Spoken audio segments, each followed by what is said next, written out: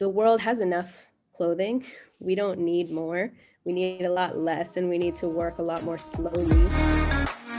Hi, we have with us today Iman Masmoudi from Tuniq, who's talking to us all the way from Tunis. I think she's got some really interesting things that we want to explore, especially with regards to how do you run a business, how do you run a business sustainably, how do you run a business close to sort of like the ethos of running a business with traditional community. Because I was reading through your ethics statement on the website, and I think there was something along the lines of like, we're almost ashamed to admit that we're a for-profit business or organization. But then you go on to say that historically, trade has been the norm.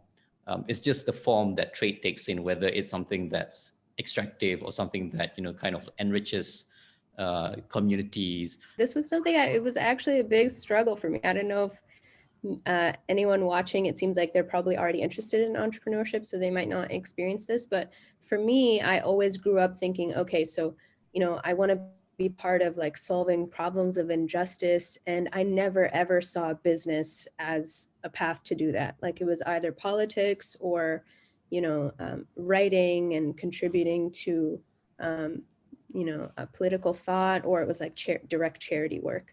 I'm still changing those thoughts because they were very deeply ingrained in my mind that like business, the profit motive is corrupt.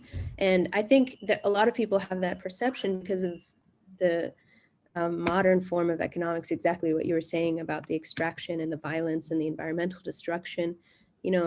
The way that we do business today, it's hard to see how that is of benefit to people. But on the other hand, as a historian, as someone who studies history, as I was saying before, undoubtedly, exactly what you were saying, people have been trading and across the world for thousands of years. And we know that trade routes were extremely important, people going to market, and traditional crafts, and just providing everything the world needs in every industry that you can imagine today. So I see it as something amazing and something that is like a blessing. Like when I come to, when the artisan is able to sell something to a buyer where there was no relationship between those two people before, now they can come together and they can do something that's actually mutually beneficial. The fact that you're choosing to be very responsible and sustainable in how you kind of like conduct your business, the materials that you employ and how you organize your supply chain, then how do you kind of like make those costs make sense? When you deal with the industrial model, a big barrier to entry is like you can't get anything from a factory unless you get like 10,000 units or something like that. So if you're starting really small, doing it at a small scale, we can make 100 rugs, we can make 10 rugs, we can make one rug, and it doesn't change. There's no limitations on that. There are no overhead costs. All of the artisans are working from their homes. There's no factory. There's, and those things come with a lot of cost. So all of the money we pay is just what we put into the hands of the artisans. And that allows us to give them the wages that we really want to give them, and that they've asked for, and that we sometimes try to go above even. So that's one opportunity.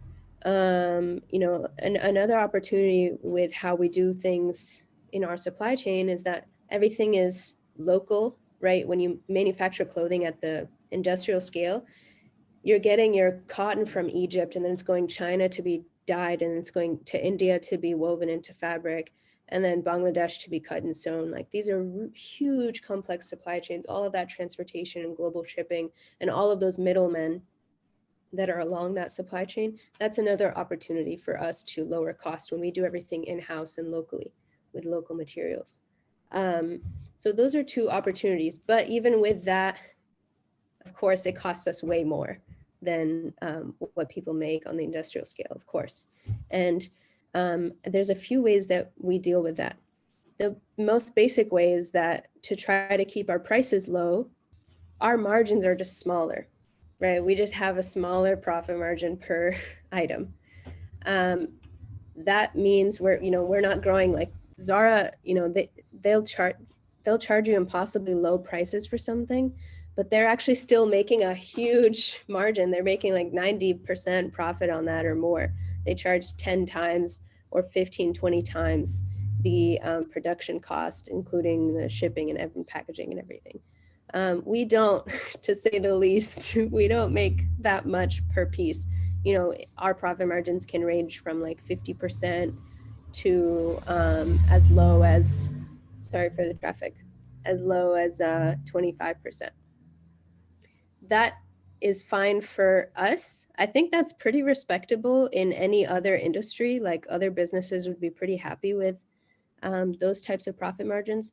But in fashion, it's pretty low. There's still a lot that I think we could talk about, but I don't want to take any more of your time. You've been so generous with your time with this. Can you tell us like where we can find out more about you or Tuniq? Oh yeah, I mean we're on all socials at Tuniq_official on Instagram and Twitter. Our website is Tuniq with a Q at the end, by the way. .co.uk or tunicoasis.com. They both go to the same URL. I'd be so happy to hear from anybody who has thoughts or disagrees with anything I said. So I don't know if you can like put my email in a description of when you put something out or something, but I would just love to hear from people, because I think what we're working on and what we're trying to solve, it's not unique to Tunisia. This is a problem everywhere in the world. I mean, you were talking about Malaysian artisans and what's happening to their craft and the devaluing of their crafts in Malaysia. It happens everywhere in the world. And you know, it's really a global struggle, and it's going to require a lot of work. I don't think, you know, we're there. I think the model we're doing, I'm really proud of it, but I don't think like our little cooperative is going to, you know, save the world and save the planet. So I you know, would just encourage people to think about what they can do on the production side. There's often a lot of focus on how can we ethically consume, and you know, we need to think about like we can't control what comes to the market in a capitalist system. As consumers, we don't have much power. How can we become producers? That would be kind of the call to action that I would love to give people. And yeah, thank you so much for having me. It's been such a pleasure. No worries. A longer version of this interview is also available on our YouTube and podcast channels. So if you want to hear more from Iman, you can also check out more of the discussion on our other channels.